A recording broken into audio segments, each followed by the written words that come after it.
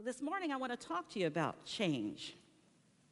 You know, we've been talking a lot about where did we come from. The last time I spoke, is God real? And I told you you have to answer that question for yourself. Well, this little girl asked her mother, where did we come from? And her mother said, well, in the beginning, God created us in his image and likeness. And it says so. And she held out this book. So the little girl said, oh. She read a few verses to her daughter, and she accepted that. But she got her father alone one day, and she says, Daddy, where did we come from? He said, well, a long time ago, there were these apes, and we evolved from apes, and that's how humankind came to be. But he didn't have a book to share with her, to read a few chapters about that, so she went back to her mother and said, I'm a little confused. You said that we're created by God in the image and likeness of God. God created us. And Daddy says we came from apes. She said, oh, he was just talking about his side of the family.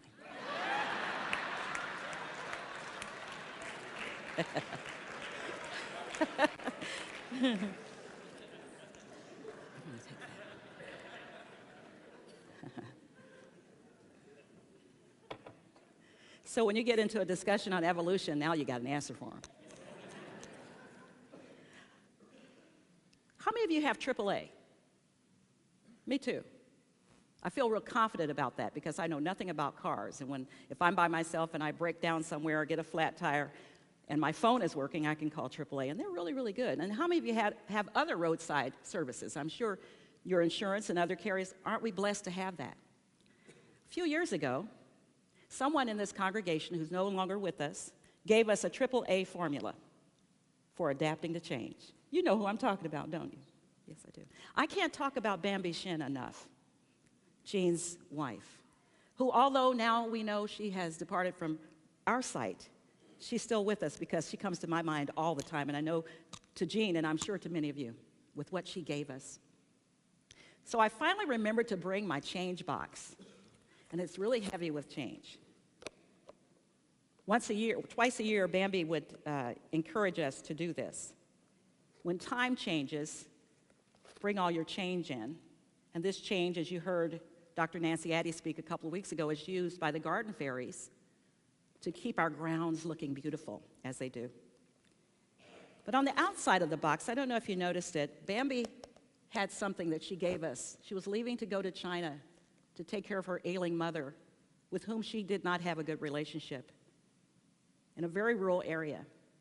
She closed her store. She had Bambi's Chinese Kitchen in Kansas City, Kansas for many years. She left her new husband, and she went home to take care of her mom. But before she left, she gave us a blessing that continues to bless us, the gift that keeps on giving. On the outside of the box, it says, I accept change. I accept, I adjust, I appreciate change. AAA. So if you don't have AAA, you have it now. Accept, adjust, and appreciate change. Now, sometimes change can be pretty difficult. Watching my mother get older, she's now 96, not able to do some of the things that she's done, and now moved from my sister's house to our home just this week, makes me realize how important it is to be flexible, to accept, adjust, and appreciate change. Now, some of us say change is inevitable. You can't turn back the hands of time. You can't change what's done. What's done is done. What's over is over. But I want to challenge you, just for this next 15 minutes, to take this idea into your consciousness. You can change the past. Now, that probably sounds really far-fetched, because we know in reality we can't undo what was done. We can't unring a bell. We can't unspeak something we said that we wish we hadn't said, no matter how many times we apologize. We can't turn back the hands of time. But, oh, we can. We can change the past. Bambi's formula is part of it. I want to give you a story, one of my favorite stories. When I think about change, I think about the story in the book of Genesis, the 37th through the 50th chapters, the story of Joseph and his brothers. Now, Joseph metaphysically stands for the power of the imagination. He had an imagination, a powerful imagination. And he would have these dreams, and he would brag to his brothers about how he was going to be over everybody because he was a teenager. And who doesn't like to tease your brothers and sisters when you're a teenager? They didn't like that very much. And then the father went and bought Joseph this special coat. He didn't buy them a coat. The coat had many colors. It was beautiful. So he bragged about the coat. Ha ha, look what I got. I can just hear him. Nah, nah, nah, nah, nah. And then he would constantly tell them, one day you're going to be bowing down to me, because that was a dream. And when they told the father, said, quit that foolishness, Joseph. That's just foolishness. But Joseph continued to have these dreams, so much so that the brothers got sick of him. And so they decided that they were going to off him. Came up with this scheme. First they were going to kill him, and one brother said, no, we can't do that. We'll just make our father think he's dead. So we're going to dig a hole while we're out tending our sheep. We're going to put him in it. We're going to take his coat. We're going to smear blood all over it from an animal we killed. We're going to take it back to Daddy, and we're going to say, we're so sorry. Oh, boo-hoo, our brother is gone. He's gone. And the poor father nearly grieved himself to death. He was screaming in that pit while they were laughing and joking over a campfire, having fun, and pretending he wasn't there. Help me, get me out of here. They didn't do it. They left. One brother decided he would sneak out in the night and come back and get him. But when he got there, he was gone. A group of marauders, traders, had come and seen him and thought, hey, we could fetch a pretty penny for him. So they sold him into slavery. Now, Joseph, this story about Joseph teaches us just exactly what Bambi was talking about. Accept, adjust, and appreciate change. Because he continued to do, this was bad. Imagine your brothers hating you so much that they just as soon you'd be dead. But instead of Joseph worrying about or lamenting over poor, poor, pitiful me and telling everybody, do you know what my brothers did to me? He just went about his business doing what was his to do, using his spiritual gifts. We all have them. And when we're worried about what someone else thinks about us, says about us, or does to us, we are not using our spiritual gifts. I'm as guilty of it as anybody else. Joseph used his gifts to the point that he ended up interpreting the dream of the Pharaoh.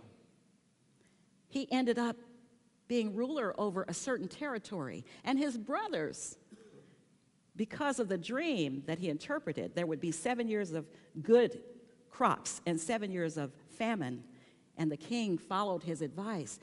Joseph saved his whole family from ruin. Now it says in chapter 50, when I'm fast forwarding this story for you, but it says in chapter 50, when Joseph finally met up with his brothers, they came seeking help. The father sent them to Egypt to seek help from the king. And when he finally met up with them, he knew exactly who they were. It had been 17, 18, 20 years. He was now in his 30s, I understand. So they didn't recognize him. He changed a lot. He wasn't the little boy they threw in the pit and left for dead. But he knew them right away. And what do you think his first instinct was? Revenge. Revenge. But his spiritual gifts told him that there was something better he could do with his time than revenge. So he sent them away to bring back his youngest brother. Eventually, they did come back, and they were really, really scared. Because now they realized who he was. And they just knew he was going to kill them. When that didn't happen, and he had them go and get their father, they said, why would you be so nice to us when we've been so mean to you? I mean, we left you for dead. We convinced our father that an animal had killed you or some murderer had come through and taken your life. Why would you be so nice to us? And this, to me, is the most famous verse in this whole book for me. All about creation, but this one really grabs me. You meant it for bad, but my God intended it for good. We all have those kinds of stories. We all have them. I was watching Sunday Morning this morning, CBS Sunday Morning, and there was a young man from Africa who had gone to when he came to this country, went to a school, and at lunchtime, nobody would sit with him. And instead of seeking revenge, he decided to create an organization so that people who are new in a school system won't feel isolated at lunchtime. So he created a group. He used his spiritual gifts for something good instead of succumbing to the negative treatment he had received. We all have that capability. We don't always use it. This story is powerful because what it says is you can change the past. What do I mean by that? You can't undo what was done, but you can change your experience. So instead of it being a negative experience, now it becomes, but look what this brought me to. Had it not been for that, I might not be where I am today. And I have personal stories that I could share about that. Had it not been for those things that happened in my life prior to now, where I thought it was the end of the world, I might not be here today. But when you use your gifts and talents, no matter what is going on outside of your life, when you use your gifts and talents, do what God has put here for you to do, you will be blessed in ways you cannot even imagine. How many of you have heard the story of Michael Orr? Michael Orr plays for the Panthers. I'm not good at sports. I understand I'm dressed in Oklahoma colors. But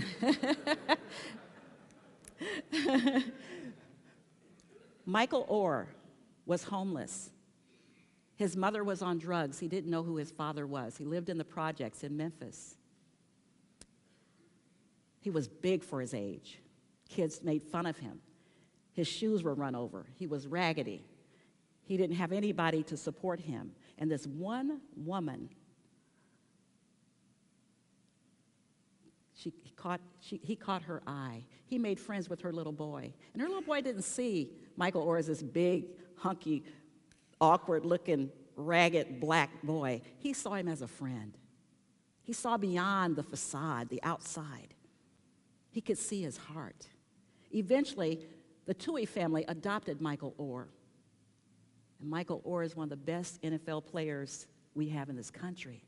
But see, Michael Orr could still be thinking about and talking about poor, poor, pitiful me. My mother was on drugs. I didn't know my father. I lived in the projects. I didn't have this. I didn't have that. But somewhere along the line, Michael Orr got it, that I can change my past. I can rewrite that story. I can take my mess and turn it into my message. I can take my test and turn it into my testimony. And I have a testimony, and I have a message. I do, personally.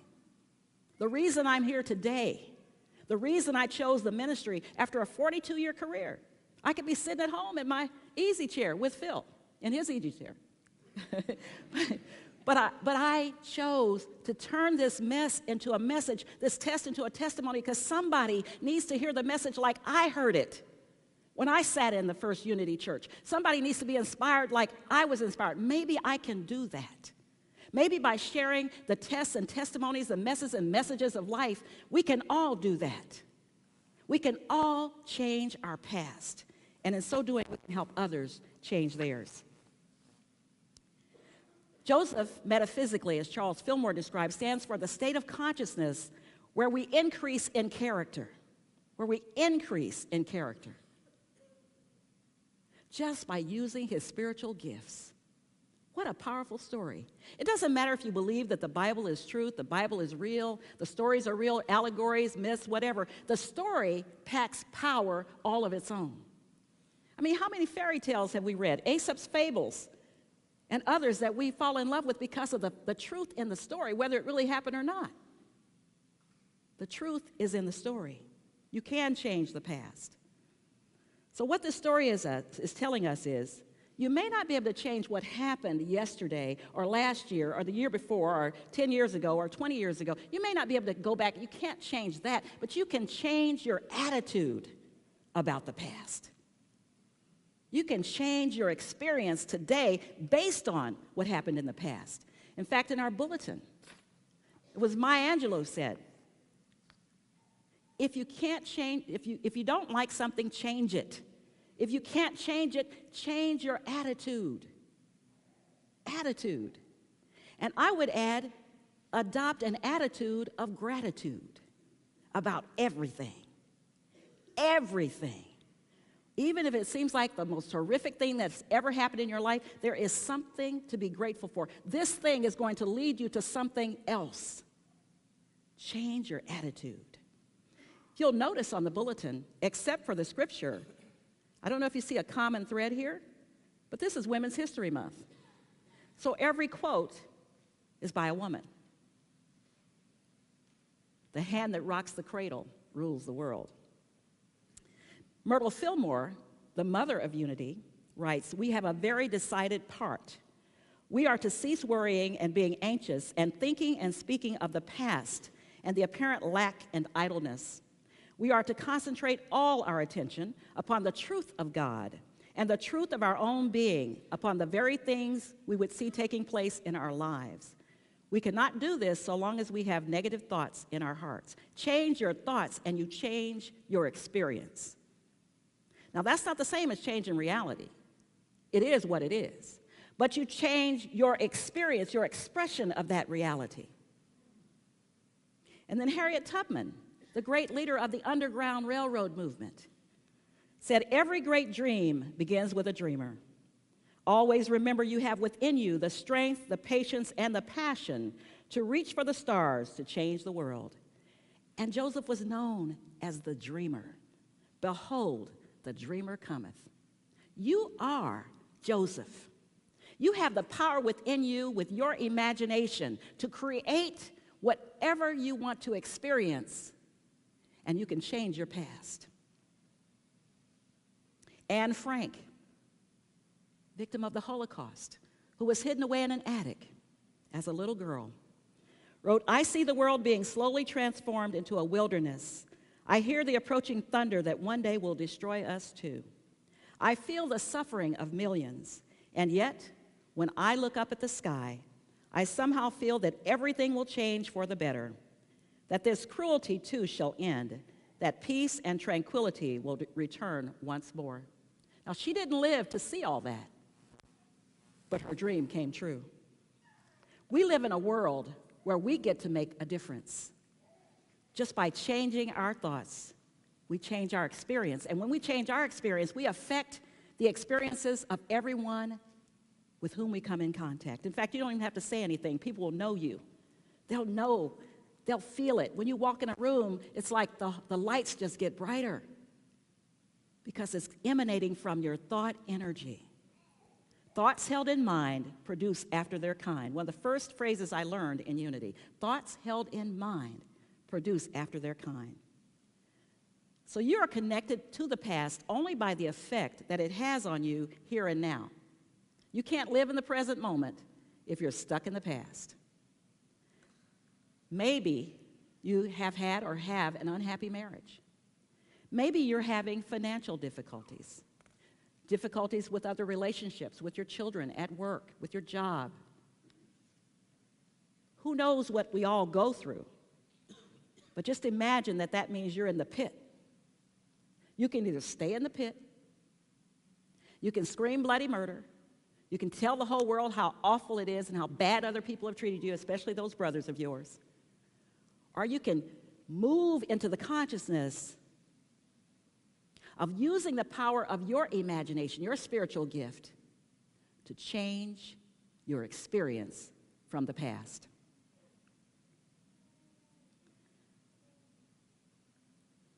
Fear not, Joseph said, for I am in the place of God. As for you, you meant it for evil against me, but God meant it for good. Think about experiences in your life where things just seem to be going downhill fast. Maybe your best friend quit talking to you. Maybe you had a sudden death in your family. You're experiencing all kinds of difficulties. Just imagine you're Joseph in the pit and you can't get out.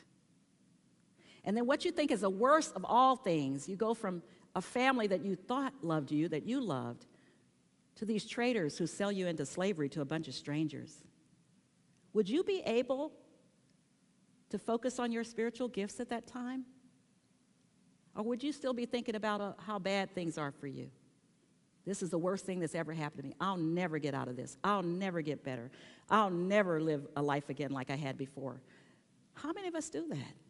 When what's waiting around the corner for you to apply your spiritual gift is a blessing that you might overlook if all you focus on is how you were in that pit and how you were sold into slavery. My story, and just one of many, is I was made fun of as a kid. I was an honor student, and I thought that was terrible because I didn't have many friends. They would say, "Why are you always studying? Why don't you come out and do this with us?" And so I decided I was going to fit in. I didn't want to be smart. I didn't want to be like the other. I wanted to be like everybody else. My friends they had fun, they partied, they had a good time. So I joined my friends, and I became pregnant at 17, and I had my first child, and I was married before my senior year was over. I was married at the end of my junior year.